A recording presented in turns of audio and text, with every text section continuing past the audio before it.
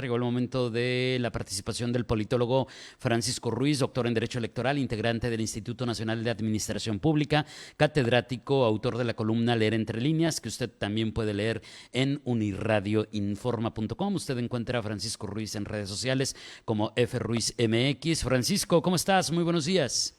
Muy buenos días, David. Pues muy bien, con el gusto de saludarte como cada martes, siempre a las órdenes de tu amable audiencia.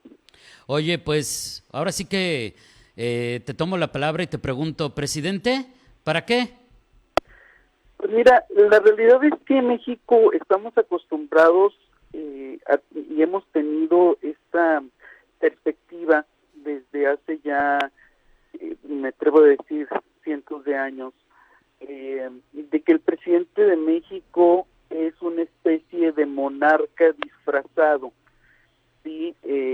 Donde es un hombre hasta el momento, no sabemos qué nos depare 2024 y a futuro, pero sí desde 1824 a la fecha hemos pensado que el presidente de México es el representante, y no solo el representante, sino la última voz ante el Estado mexicano. Esto a pesar de que nuestra Constitución decidió retomar no solo en la de 1917, sino propiamente la de 1824, cuando pasamos primero de virreinato a monarquía y luego de una monarquía a la república, y cuando optamos por la república también optamos por tomar los principios básicos de Montesquieu, que decía en el espíritu de las leyes que el poder público se tiene que dividir en tres para lograr un equilibrio: el ejecutivo, el legislativo y el judicial. Actualmente esto lo vemos reflejado en el artículo 49 constitucional.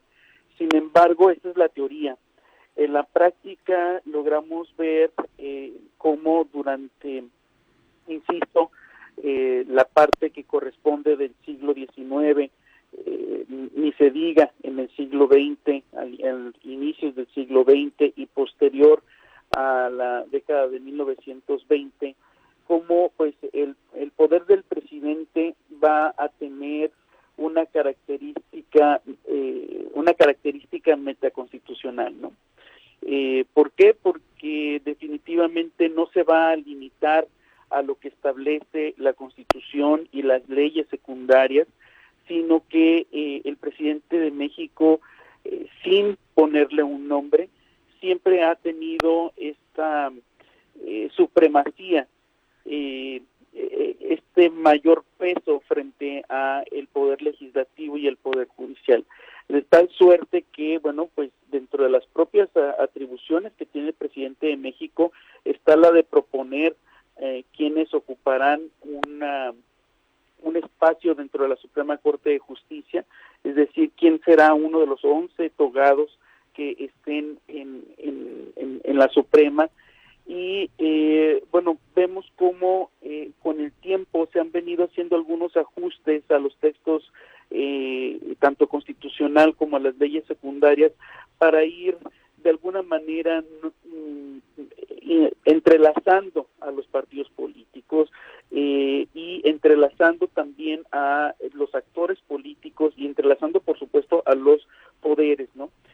¿Por qué lo menciono? Bueno, porque pues vemos cómo aparecen algunas figuras como los gobiernos de coalición, como también hay algunas atribuciones que va a tener parcialmente el presidente de México, como la proponer a algunos secretarios como el de Relaciones Exteriores, como el de Hacienda, para que sean ratificados por el Senado, como los embajadores y los cónsules generales tienen que ser propuestos por el presidente, pero van a ser ratificados por el Senado. Es decir, estamos hablando de una interrelación que se va a dar de manera cotidiana entre el Ejecutivo y el Legislativo a nivel federal, y vemos cómo precisamente ahí van a participar los partidos políticos, los actores políticos, y tener una repercusión directa en los poderes, ¿no?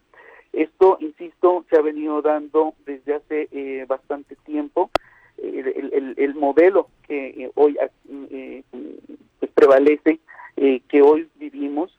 Sin embargo, bueno, como también mencionaba, recordemos que en el caso de la Constitución de 1917 ha sufrido una serie de cambios, más de 800 ya desde su promulgación desde la entrada en vigor en 1917, en mayo de 1917, pero nunca ha perdido protagonismo la figura del presidente de la República.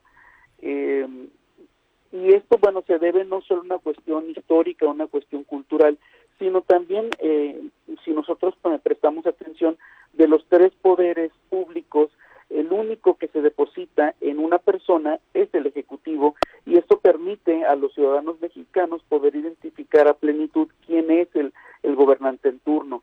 En cambio, en el caso de el Poder Legislativo, bueno, pues son 628 personas, 128 senadores, 500 diputados, 11 ministros de la Suprema, más todos los jueces y demás. Entonces, a quien sí podemos identificar plenamente es a quien ostenta el título de presidente de los Estados Unidos mexicanos.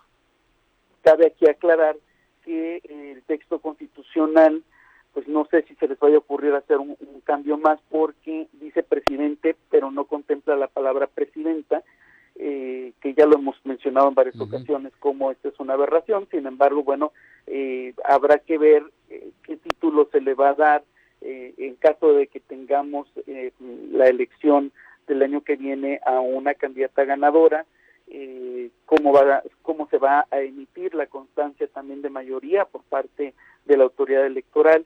En fin, la Constitución ha sufrido tantos cambios que incluso el 29 de mayo pasado, hace poco menos de un mes, sufrió su última reforma.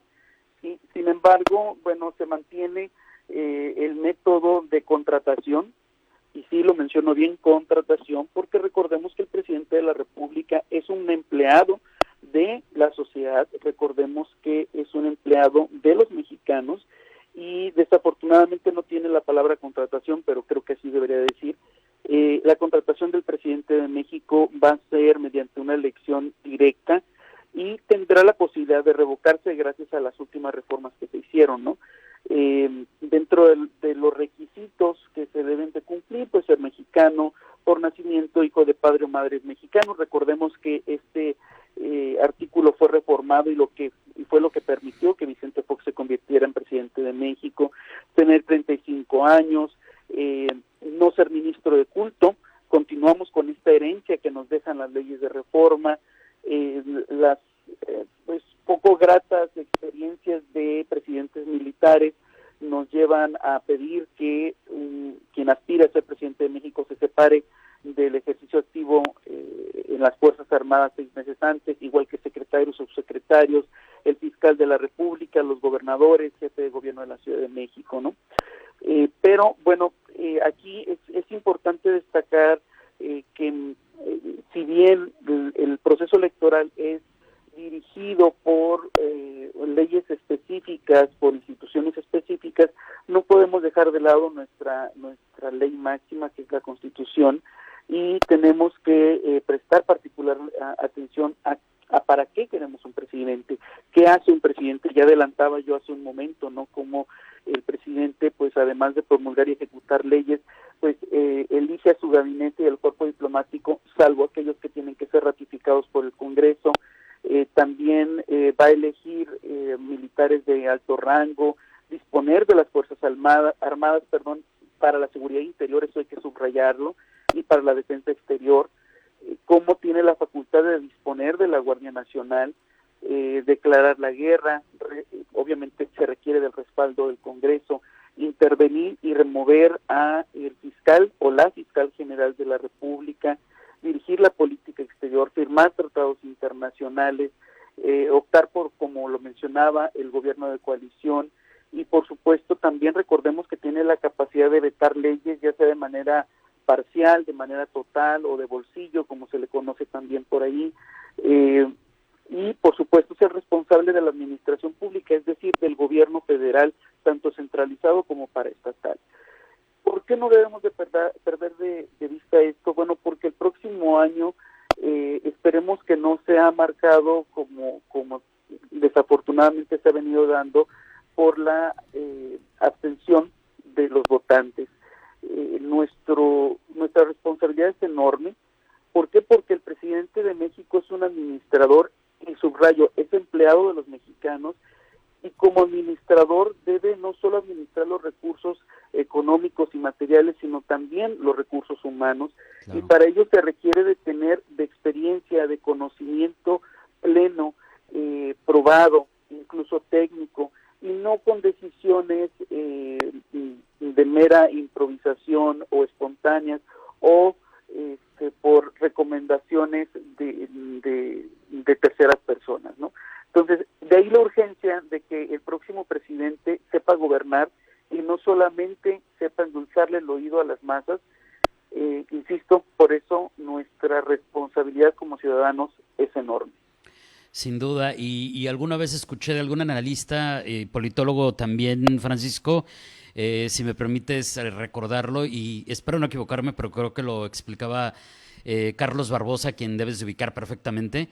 Por supuesto, un gran amigo. Decía, en ese contexto que tú bien nos acabas de explicar, desde una perspectiva distinta a la que lo ofrecía, me hiciste recordarlo. ¿Por qué? Porque él decía, acuérdense que tenemos que asumir que todo esto que tú acabas de explicar, Francisco, decía Barbosa, pero en su participación nos decía, pues tú le estás dando el poder a esa persona para que te represente y tome decisiones en tu nombre.